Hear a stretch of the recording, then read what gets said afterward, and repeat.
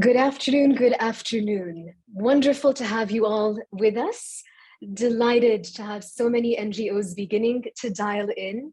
I know we are dealing with power cuts at 15 o'clock Lebanon time, but we know how this country functions and we function regardless of it. I am delighted to have you all today for our second training seminar. And this has ended up becoming more of a curriculum rather than just a training seminar here and there. And let me tell you why. In fact, our guest speaker and I have been working relentlessly with my team at the Zovighian Partnership to prepare this training seminar for you. And we found that after about 30 slides, it was clear that it was going to need a lot more than just 1 hour together to get through all of this material. So in fact, we have switched up and we are today hosting part 1 of a 3-part series dedicated to really deep diving into gender mainstreaming. And what do we mean by that specifically? You're going to learn about all of this with our guest speaker, but we are here not to look to the outside about gender mainstreaming, but rather to look from within. We are here to strengthen our organizations, to strengthen the way we think about women's centricity, the way we design for women's centricity, and the way we adopt for women's centricity within our organizations, because many of us who are dialing in today have pertinent missions at hand to serve women and girls in Lebanon and in the broader Middle East. And so it becomes extremely indispensable if we build upon the first training seminar that we hosted together with our dear friend Rebecca Riccio. We learned a lot about the importance of listening deeply and making sure that our listening capacities are coherent with our value systems. Today, we take that forward and we say, if we care about women's empowerment in the way we serve community and in the way we serve country, then we too as organizations must be beacons of those women empowerment values. And so our time together today is going to be focused on what is gender mainstreaming? How must we think about it? And we're going to start by getting gender sensitive language right. And then you are going to receive later this week invitations to part 2 and part 3. Part 2 is going to take a look at how to break down our organizational data, looking at organizational models and strategies to redefine human capital policies and cultures within our teams.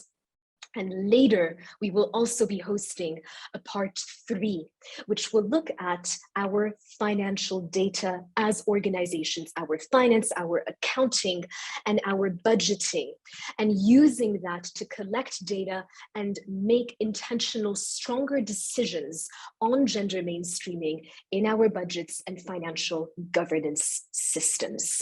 So I am very excited to have you all today. Allow me to introduce us to our guest speaker. Abir, so happy to have you with us. Abir is firstly a dear friend, secondly a partner in crime in all that is women's empowerment. In fact, Abir and I have been working very closely together, Abir, since it's been almost 7 years. It's been almost 7 years that you and I have been working together. It's just hitting. It's a little bit more than 5. It's a little bit more than 5 because I mean there's been a bit of a pause with COVID. But I'm so happy to have you with us for the first time. I know you've been a huge proponent about our grant.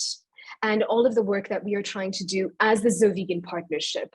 So I'm so delighted that you are our guest speaker for this upcoming series, 3-part series of training seminars. Let me tell you a bit more about Abir. Abir has had an over 20-year career in advocating for women's rights. She is an international consultant, often brought in by international agencies like UNDP, UNFPA. She is today an adjunct faculty member at the Lebanese American University, where she is hosting her own course that is focusing largely on women's empowerment. She also sits on the board of the Lebanese League for Women in Business, LLWB.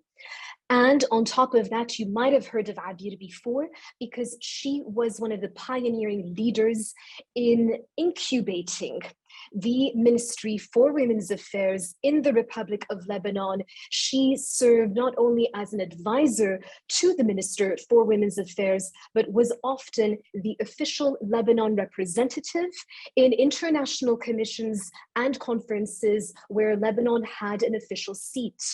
She was also the official national gender advisor to the president of the Council of Ministers in his previous capacity as Prime Minister, Saad Rafiq Hariri.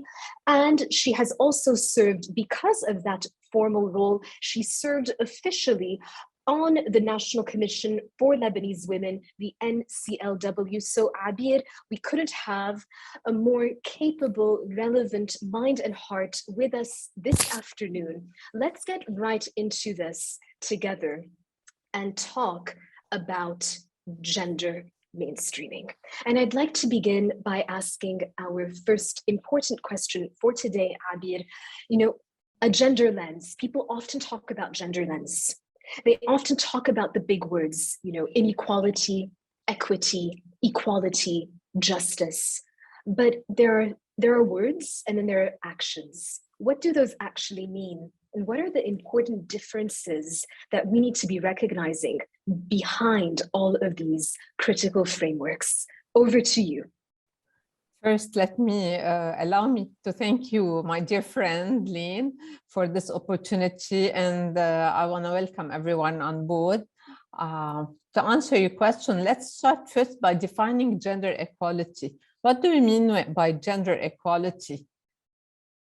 I would like some interaction. We're not too many, so if anybody would like to raise their hands and come in, please, let's do it like a communicative discussion. And what we can do is lovely to receive responses on the chat, just very mindful of the internet challenges we have. Abir. So what do we mean by gender equality? That if you have anybody who has raised their hand, just please mention, and I cannot see. Otherwise, I'll step. And so we are seeing here in the chat from Nabila, it is having the entertainment of equal rights for both genders. Rosine is telling us it's having equal rights and equal access to services. I'm seeing Lema has raised her hand. Lema, would you please also drop that into the chat for us so that we can read you properly? Okay. And we are also receiving other people speaking, but Abir, over to you as we're getting more and more information. So gender equality has 3 corners. The first one is the enjoyment of equal rights, the access to equal opportunities, and to equal resources. 3 rights, resources, opportunities. So when we want to adopt a gender lens, we would be looking at the rights, the legal rights. We will have to look at the resources, how we are providing the resources, the tools, in order to enjoy equal opportunities. I believe every one of you have seen this illustration before. So when we have inequality, we have opportunities skewed toward some people and others do not have access. If we provide people with equal access, but the opportunities are still skewed, we are providing equal tools, but not equal opportunities. How we can provide for equal opportunities, like, for example, a quota, this is equity. We are designing specific tools to cater for the lack of opportunities. But the skewed opportunities are still there. We did not take out the structural barriers that we're facing. The most important and most holistic thing is justice. What's justice? Justice is providing for equal opportunities and equal tools and equal rights. That means we are removing inequalities from the roots. We are taking out the roots of inequality. We are fixing the systems. We are removing the structural barriers that we face. When we have gender justice, this will feed into the bigger system, and this will feed into the social justice, because equality is not only a women's issue, it's a societal issue. It benefits everyone, and that's why when Christine Lagarde, who was the IMF director, and now she's heading the EBRD, the European Central Bank, she tells it's a no-brainer. It's an economic no-brainer because it spills over to into families and into the whole society. So, Abir, what you're saying here is also very important, because if we are not designing for these gaps, if we are not recognizing and collecting data and working holistically, systemically to address and alleviate and obliterate these gaps, then we're not really getting anywhere, or we're not getting anywhere enough.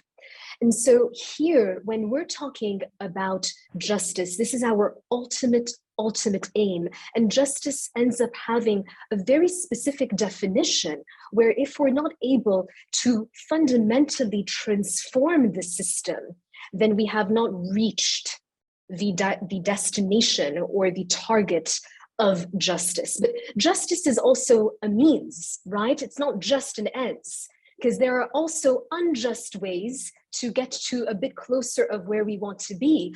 And so I just wanted to pause there for a moment, because if we're here to talk about justice, then we're here to talk about values, which means that our actions always need to be coherent with our values. And we are therefore making decisions that are building upon our values, and we don't find ourselves systemically incoherent. What do you think about that? And how do we manage that in the Lebanese reality we are in today?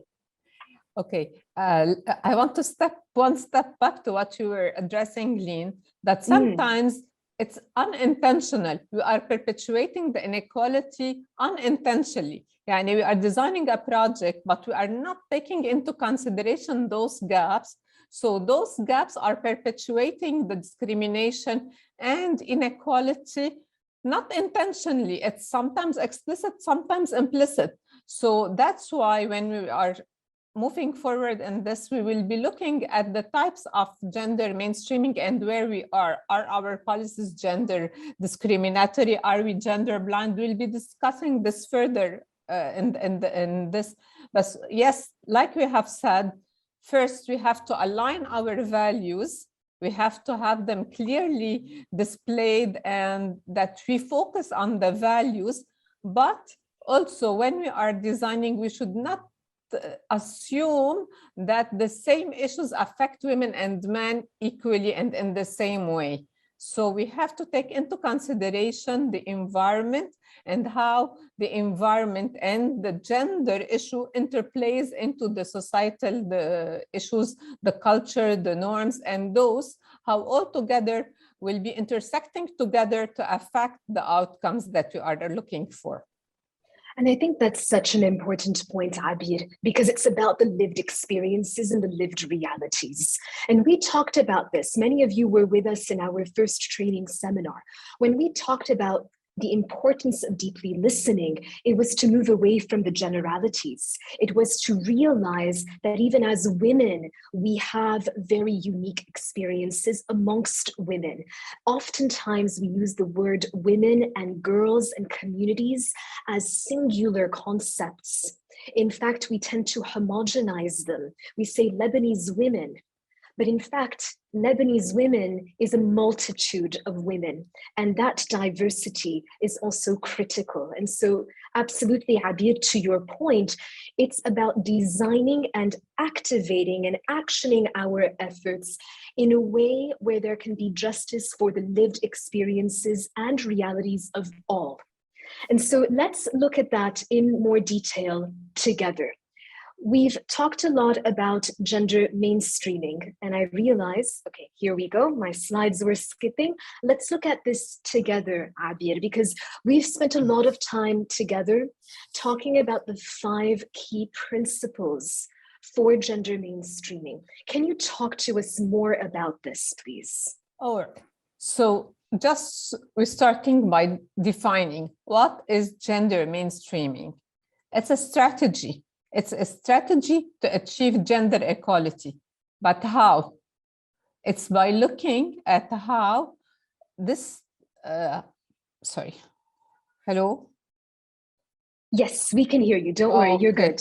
Okay, it's a strategy toward realizing gender equality, and therefore it involves the steps of the design, of the planning, of the implementation, and of the monitoring and evaluation of our projects. So throughout our project, we will follow those 5 steps that we are going to dive into, and all keeping in mind that at the end of all this process, what we want is to abolish discrimination, realize gender equality, because as we have said, it's a societal issue. So how we can start by looking at this? We can just start by as simple as looking at the language we're using in our organizations. Now, since we are working on the NGO level, for example, you might be recruiting for your project a driver. Sometimes, I'm talking now about the gender sensitive language. Sometimes we do not think that what we are using is discriminatory. When I see an ad to recruit a secretary, for example, and I start by looking at needed for recruitment, a nice looking young lady, and then we put some qualifications. Discrimination does not mean that we are only highlighting men. Sometimes it's also highlighting how women are. And this is, yes, sexist language. And not only sexist language, sometimes it's in the discrimination about I need for that job a woman or a man. So also stereotyping the jobs might become discriminatory and might be sexist. So looking at the language and moving, can I get the second slide, please, Lynn? I will move back again to that later on. So when we are talking about gender sensitive language, it might move from sexist, gender discriminatory, or gender biased language where we use explicitly or implicitly one sex, women, men, like I've given the example, a tough bodyguard, I don't know the age, for example, because also sometimes intersectionality displays discrimination when we focus on a group, for example, or racist things. And when we use this language inaccurately, this will depict the roles of men and women. For example, instead of saying we need an administrative assistant, a beautiful secretary, we need a tough bodyguard, I need sometimes even to recruit a chairperson, we might be using chairman. When I use chairman, businessman, this is discriminatory because I'm focusing that only men can become chairpersons, or they are the ones who are holding the business, and this would put women aside. They will align them in a less leading position, for example. So when I want to write any of those communications, I have to move forward from this discriminatory language. I have to look into gender neutral or sometimes gender blind language. This is harder in Arabic. I'll give the Arabic example later on. I'll stick now to the English, and then I'll be giving examples even in Arabic.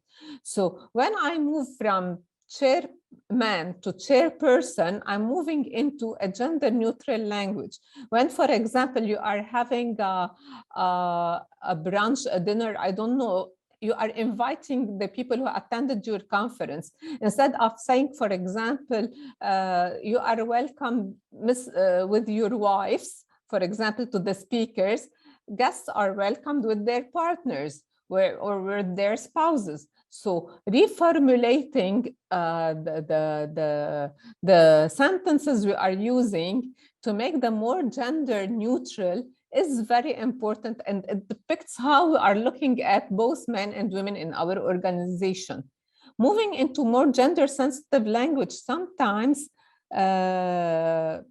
for example, when we are talking about, for example, a judge, he is, and I use the pronoun he, or when I want to talk about a nurse and I put she, or an assistant in a daycare and I stick to the she immediately, or a teacher.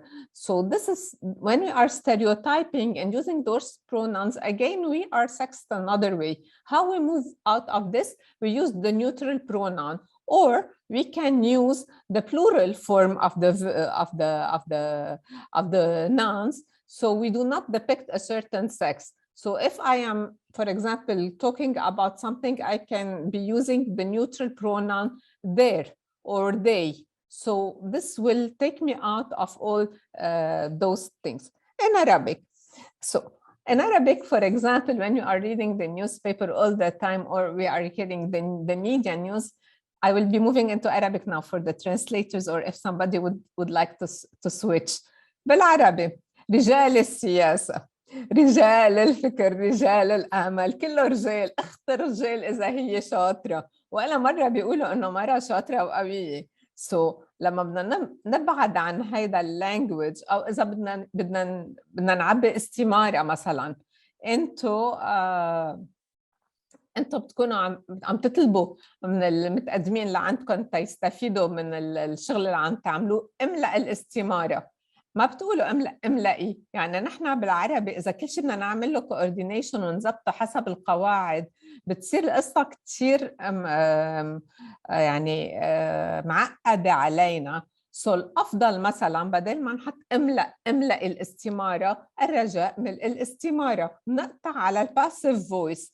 بالباسيف فويس بالعربي ما بعود نستعمل البرونونز. مثلا بدل ما نقول رجال الأعمال، أصحاب الأعمال، السياسيون، السياسيات، بس حتى بالعربي مش كل الأسامي بتصير مذكر يعني بتصير مؤنثة. sometimes المذكر هو الستاندرد للجندر نيوترال. يعني مثلا ما فيني اقول القاضيه لانه بتصير مثل الضربه القاضيه يعني مميته، فبيستعملوا القاضي.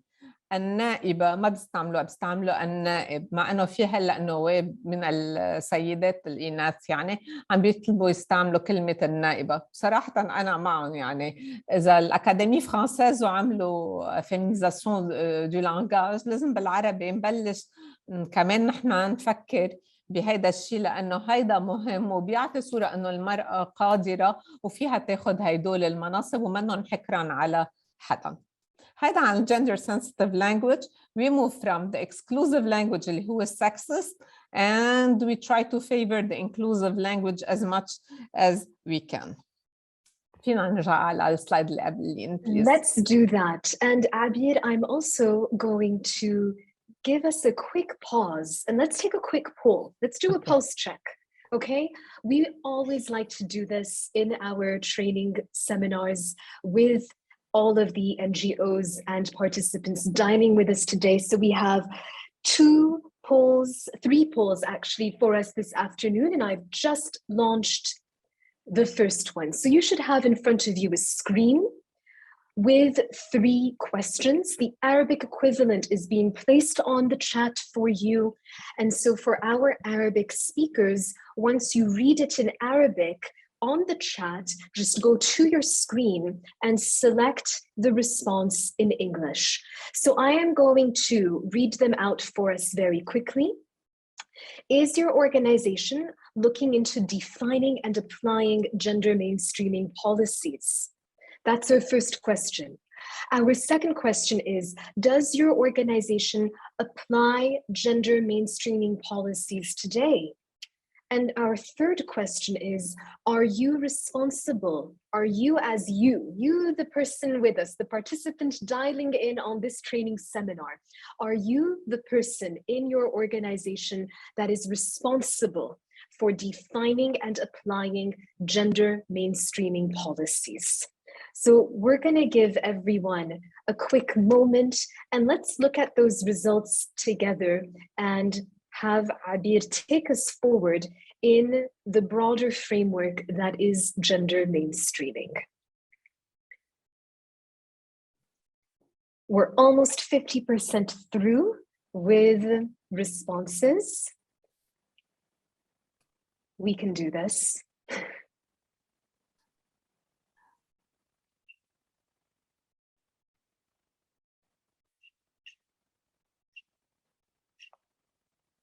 So we want to get to 90% of participants.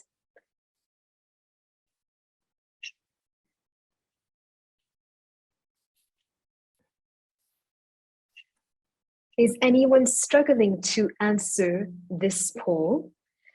And even if your organization has dialed in with more than one person, that's absolutely fine. You can also still answer our polls for today. We're collecting this data per participant and not per organization. So we're 67% through, 70% through, we're almost there. And the results that I am seeing on the back end are very interesting. So I want to make sure to close this poll so that we can look at this together. I'm still seeing that 9 people have not responded. If you're one of those 9, you know who you are. Just go ahead and answer these 3 questions for us.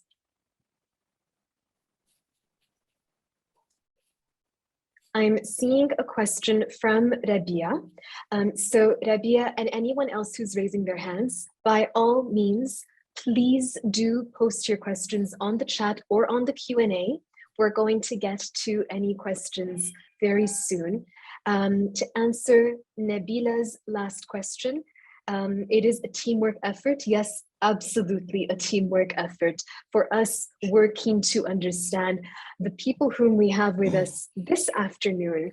Are you an important leader or influencer in the definition and the choices towards gender mainstreaming in your organization?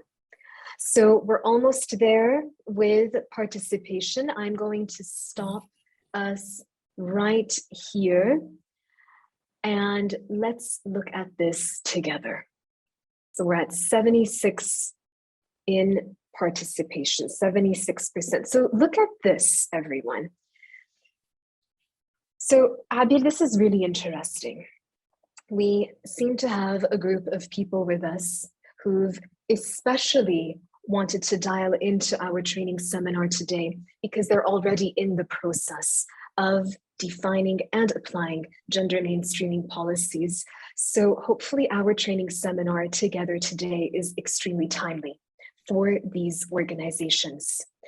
We also have a few organizations that are already applying gender mainstreaming, quite a majority actually, 72%. So it is going to be very interesting to see to what extent these organizations are applying gender mainstreaming, and we're going to get to that later this afternoon. But we also have a good 21% of organizations that are saying no, that they are not currently applying gender mainstreaming. So there is the potential for a lot of impact, and we hope that this training seminar serves everyone well. And I'm particularly excited to see the answers to point 3, to question 3. We have 55% of respondents here who have an important say in defining and applying gender mainstreaming policies within their organizations, which means many of you here today are the influencers, are the decision makers, are the leaders. And some of you are not, but it means that you can also work on positioning yourselves to be influential, to be driving your organization to make the right decisions and to hold your organizations accountable towards the highest standards of gender mainstreaming.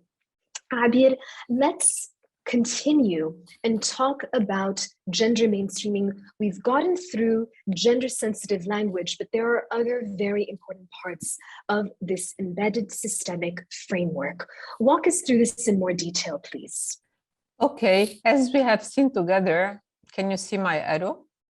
No, on the screen? No, I will be able to share my arrow. We go from, yeah, okay, so we go from one superficial to embedded. We have said gender sensitive language is the most superficial, but it's also as important. The second step is how we collect gender specific data and how we analyze it in relation to the environment. So this is what we call gender analysis. To make the gender analysis, we need gender data, and we need to look at the environment and to relate it to how the environment impacts or plays into the gender issue. The third step is the equal access and utilization of services. We do what we call a gender assessment. So how women and men profit from the product, from what we are, the service, what we are providing for, from a law, from whatever we are doing, how women and men profit differently or equally from that. I'll give a short example to show you how this is different. For example, in Sweden, when it's snowing, they used to clean up the roads in order to allow people to go into their work. They found out that only men go to work and women are staying home. And after they did some research, they found out that they are not cleaning up the specific roads for the bicycles because women use more bikes than men, and that's why women were not able to use the roads. So equal access and utilization of this service, when they have cleaned up the roads for the bikes, more women were using them and going to their work. So how we use the same thing, the road, is different, and it impacts us differently. Number 4 is the equal participation of women and men in decision-making process. Decision-making is not all the time leadership. Decision-making is also inclusive discussion. It's how I consult my people, my components, my society about what I am doing. So if, for example, I'm in Akkar, if I do not ask the people of Akkar about what they do and what they want and how this will impact them, and I bring them and I make this inclusive exchange about designing, processing the thing, this will not bring equality because I will have only my view and I don't have the views of the beneficiaries embedded in my process. So, and of course, if I am preparing a women economic empowerment plan and I consult only men, for example, or I leave them to decide on what they want alone, I will not have the women's perspective incorporated into what I want. So this is number 4. I'll give you another example about this. Do you know that all the labor laws in the world were designed by men? Because it was only men who used to work. Even in if you're not an NGO, even if you are a big company, do you know that the AC, putting the AC at a certain temperature in your office is a man's decision? Because when those laws were installed, it was men who used to go to the office, not women, and they wear jackets and we wear thin clothes. They get hot, they put it very cold. That's why the offices are mostly cold, because it's a man's decision. As simple as those small things, yani. Just to give you funny examples, but realistic examples. So number 5, it's the equal treatment is integrated into the steering process. What's equal treatment? It's even in the resources, in the budget, in the procurement process, in how I raise awareness. So we have also to go into all this and to check that our policies, our procedures, our budget benefit both women and men equally and are not skewed toward one component, leaving the other behind. So after that, pull that that we have shared together, let's move into the assessment. We have talked and we have seen that most of you are starting to gender mainstream into their organization. We have here a scale. We can see a scale that goes from absent to holistic. Whether you are gender unequal, and I believe no one will display as gender unequal, to gender transformative.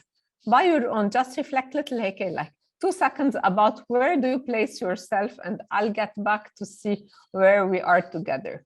Do we have anything now, Lynn? Yes, we do. We actually have. Let's release that poll and understand where are people today.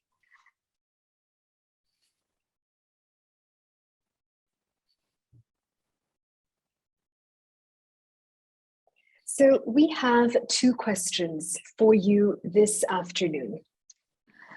And you can see it on the chat as well. We're looking at the 3rd poll, Rana, just for you to be aware. We're leaving the 2nd poll for the end. Based on what we have discussed so far, how advanced is your organization in applying a culture of gender mainstreaming? We've been very specific with the language of this poll because it's not just about policies, it's about that mindset and that value system, so that culture. And our second question is, do you think it is a priority for your organization to advance its gender mainstreaming policies? Let's look at what we have here. And then, Abir, I'm really interested in understanding this journey that we have here in front of us, so that depending on where every organization is, they can identify, well, then what's ahead for them to embrace. Okay. So let's give everyone a moment to quickly, we're at 50% of participation on this poll, almost there. We'll give a quick minute.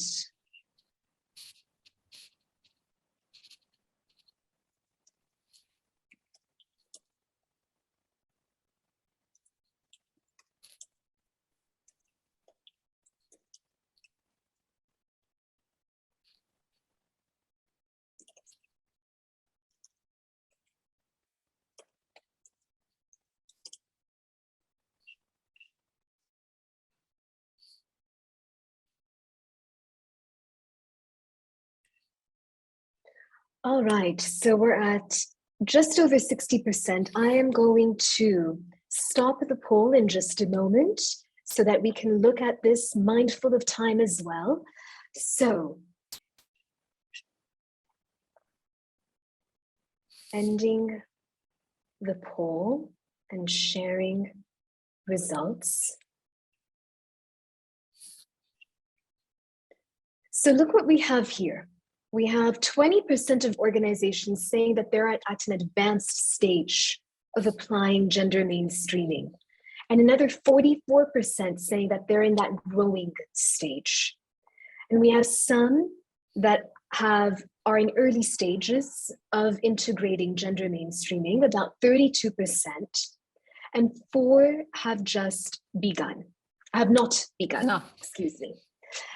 And 100% of our participants today are saying, yes, it is a priority for our organizations to be adopting and advancing gender mainstreaming policies. So Abir, talk to us, what is the journey that lies ahead, even for those of us who are in an advanced stage in our gender mainstreaming efforts? Okay, so if we are not working on gender mainstreaming, we might be gender unequal. What does mean gender unequal? It means we are perpetuating inequalities and harms, maybe implicitly, maybe explicitly. So we have continued discrimination. An example is, for example, in our labor law, where women are prohibited to exercise certain works. So we have an annex at the end of the labor law where it prohibits women from working in certain industries and working late. Until now, we still have those discrimination. So for example, this is a gender unequal provision because we can see the discrimination. Sometimes we have what we call the gender blind constituency. What's gender blind? It means I do not take into consideration the differences between women and men, and even between women, because we do not all look like previously Lynn has mentioned. We are not the same constituency. Even women are not the same. So when we say that all people are the same in front of the law, like in the Constitution, okay, they are in front of the law, yes, maybe equal, but in the law, are we equal? In the Constitution, assuming that everyone is equal, we are equal citizens, does not guarantee equality. We still have discrimination. Look at the nationality law, for example. So here, we do not take into consideration removing those inequalities because we are assuming that everyone is the same. What is gender sensitive is when we start moving and recognizing the gender issues. But even here, we do not tackle how to remove this discrimination. We recognize it, but we do not take it into consideration.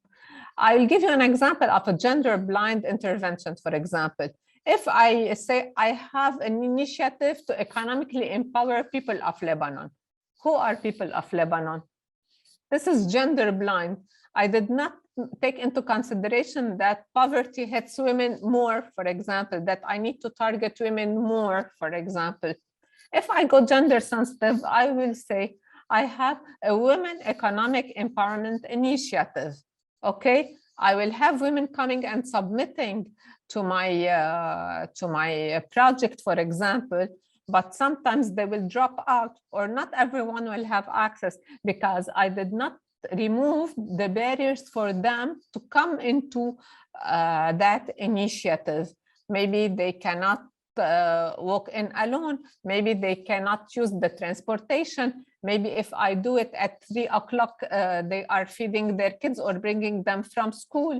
So this is a gender sensitive, but it tackles inequality, but it does not remove the barriers, okay? So it's a targeting, but not abolishing. I go more gender specific. I say I have to consider all those lived experiences, the norms, everything like that, but I have also to see how those affect the access and control over resources. So I tell them, it's a women economic empowerment initiative, and I will be offering you a daycare because daycare, babysitting for your kids is a barrier to be economically empowered. So if you come and attend my training, for example, I will be offering lunch to your kids, or I will be offering them a certain program the time you are attending this training. And this approach is being used by some agencies, international agencies, in order to bring in more women. So when we are talking about gender specific, we are targeting and benefiting specific people to meet their needs. Another example, for example, also is when we talk about economic empowerment and violence against women. So if I go gender transformative, I know that women who are attending economic empowerment training might face later on violence, although economic empowerment breaks the cycle of violence. But sometimes in certain communities, when women are economically empowered, this goes against the norms because she's not the one who's going to spend. He is the man, he's the breadwinner. You have to stay at home and take care of the kids.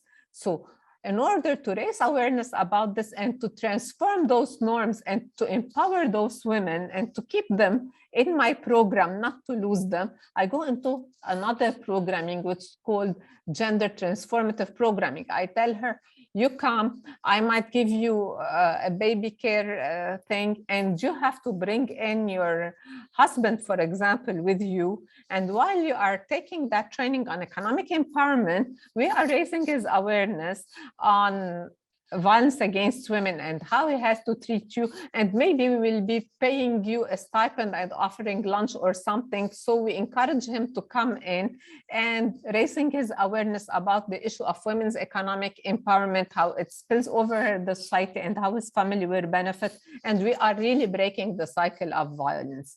So we go from where discrimination is still present and we are not doing anything to remove those barriers, to the holistic approach of gender transformative, where we are trying to not only target the beneficiary, but targeting the surrounding of the beneficiary and transforming it to remove the structural barrier. And this is the most holistic. I know it's the most expensive, but it's the most rewarding thing.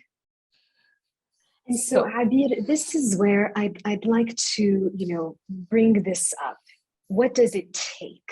It is a lot of effort. It's a lot of buy-in. It requires a lot of resources to do this properly. But what we are also saying is none of those are systemic barriers. They're merely hurdles that we need to recognize and then employ to cross over. They are bridges that need to be crossed. There are no excuses. And I'd like to take a moment here to explain, for all of our coalitions who are in first cycle of our grant or the second cycle of our grant, one of the reasons that it's so important to have you with us at these training seminars is because as our grant evolves in the field of women's economic empowerment, and you've already seen it in our funding policies, you've already seen it in our dialogue sessions, we're trying to do our best to champion your organizations to strengthen, firstly, your awareness, and then provide you with the tools to then be best fit to activate all of these important policies, mechanisms, and frankly, deeply important human ideas. And I recognize, Abir, here that not only does donors do that, this is not something very common, to build organizations, to capacity build them, to be held accountable to that coherence. And so let's talk about the reality check on what it will take. Because this is important too, because in the future, organizations that are working on women's economic empowerment programs, some of these cost money. They should go into your budget lines when you are submitting proposals to donors. Donors should not be avoiding covering those costs, because how can they be asking for women's economic empowerment in the programming they wish to employ you for and champion you for, if even within your organizations you are not serving as custodians of those approaches and benchmarks and references in front of your communities?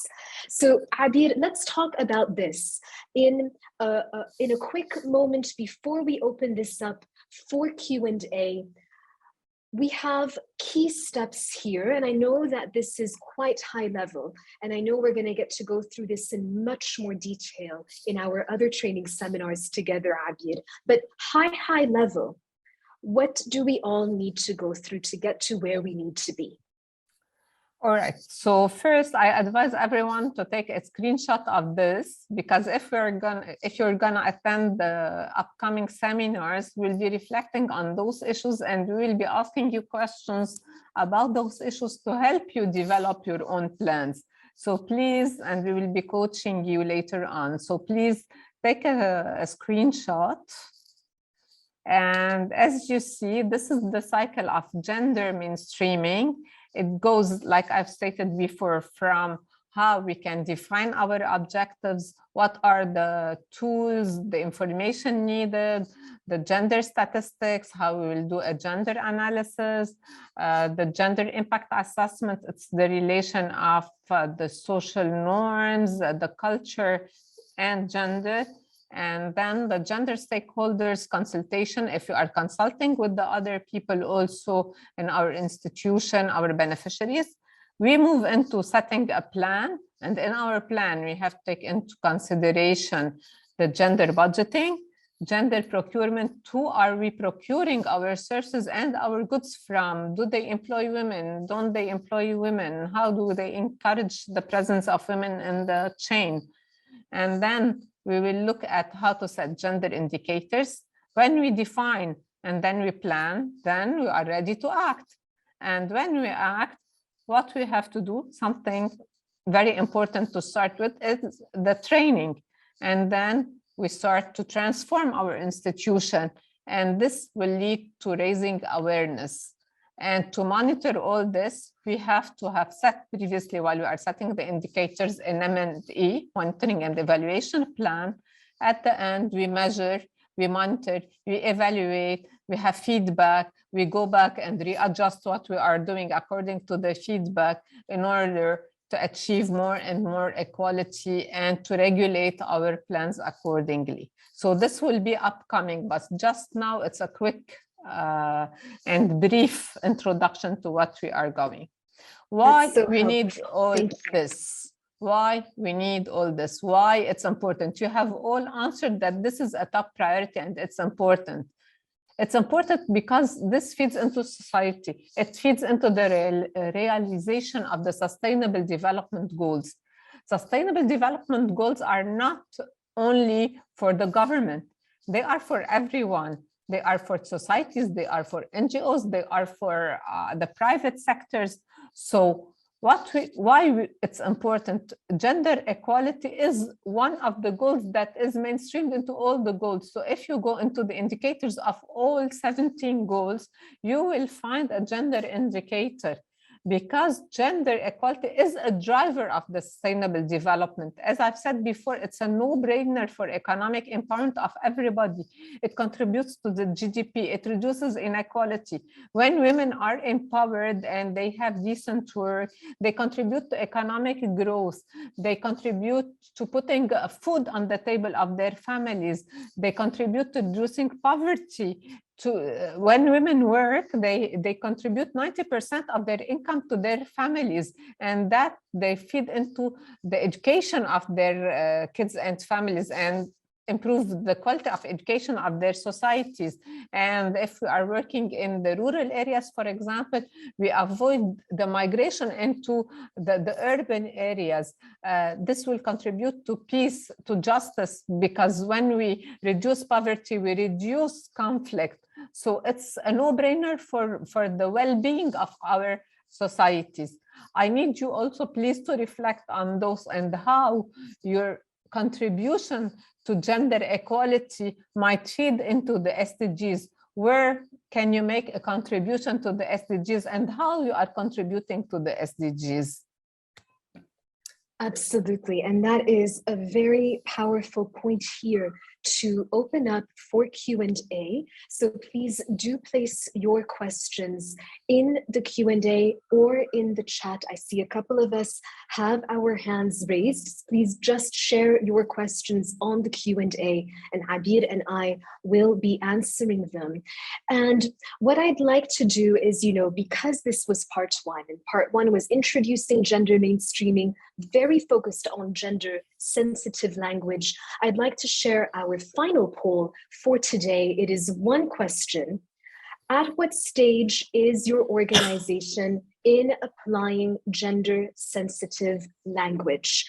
We had, as Abir mentioned, a journey, a spectrum of gender sensitivity when it comes to employing language, from unequal to blind to aware to responsive to transformative. Tell us where you stand as an organization today. And meanwhile, I am receiving a couple of questions in my direct messages, and I look forward to discussing them with you. And maybe at the end of the seminar, Lynn, we can share with them the guide prepared by ESQA. It's a guide prepared by you and ESQA about gender-sensitive language. It has both the English and the Arabic sensitive language and how to approach it in your organizations. And if you develop something accordingly, it would be nice also if you can share it next time with us. If you have done some modifications, show us the pre and post thing. That's a great idea, Abir. So I'll ask Dalia when she has a second to just pop that URL for us onto the chat. And we have over 50% of our participants who've already answered the question. So we have, I'll just put this up again for us. Here we go. So we had unequal in terms of gender sensitive language. So I have the slide up for everyone. We then have blind, when you have gender blind language, you're not using the nouns that are, the nouns you're using are not gender specific, but you're not investing into systemically changing that system and making the system better. Gender aware, you're building that awareness, you're building that responsiveness, you're becoming a champion of system change. And transformative is when you're leading that transformation, that your language is not only recognizing the gaps and the discriminatory barriers, but it is alleviating them, it is obliterating them. So we're going to close the poll and let's see where everyone stands today. So take a look at this. Abir, this is a self-assessment of our local NGOs with us here today. And we have the vast majority that are at that responsive stage. 42% say that they are responsive. 31% are saying that they're at the stage of awareness. 19% are saying that they are transformative, and 8% are honestly sharing with us today that they believe that their organizations are gender blind. So thank you everyone for the honesty today. And I'd like to close with a couple of final questions to Abir. The ESQA link is up for everyone.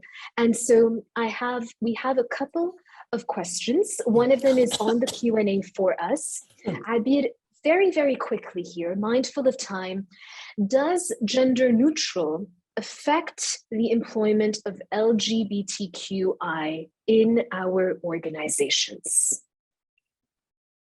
Does gender neutral affect the employment of LGBTQI in our organizations? This being was asked gender by neutral. Marie Athel. Mm-hmm. Yes, being you have gender to. neutral. Yes, okay.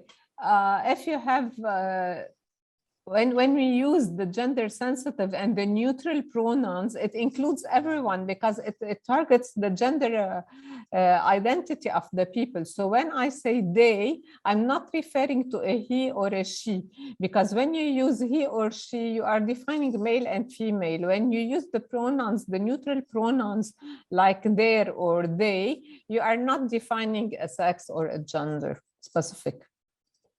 So that's why I said the most holistic is using neutral and inclusive pronouns, or trying to use the plural. Plural is all the time inclusive of everyone. Absolutely. Abir, I have an interesting direct message question for you and I today.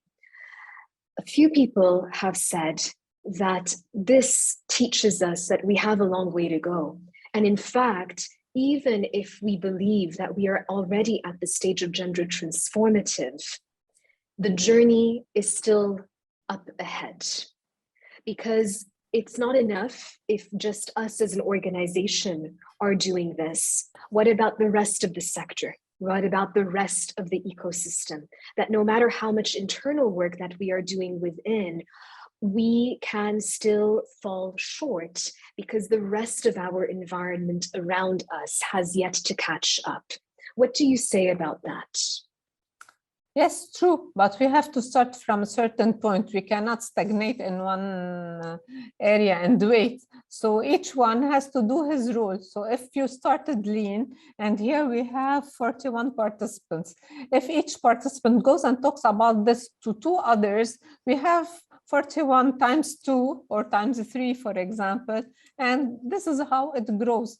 And when you see the benefits, it will amplify and amplify. So each one has a responsibility. You do it as a CSR. I do it also as a corporate social responsibility. And I'm on LLWB board, and this is our corporate social responsibility to raise awareness about the importance of those issues. You too are doing this. So each one also has to not only embed in their policies this, but also to incubate it, to make it to grow and grow. And when we see the results, you will see how fascinating it is and how important it is and how contagious it is also. That's beautiful. And so, in other words, there's no excuse for each of us being a beacon and a champion of gender equality, of justice, of social change. And it begins with these very pragmatic tools. Thank you, Abir, for being with us today. Thank you, everyone, for dialing in. It was a pleasure to host you.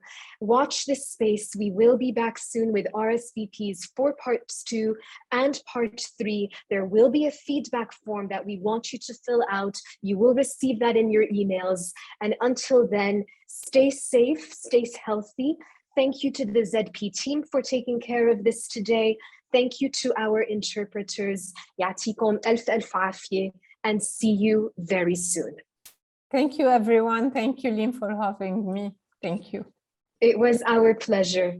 Have a lovely afternoon, everyone.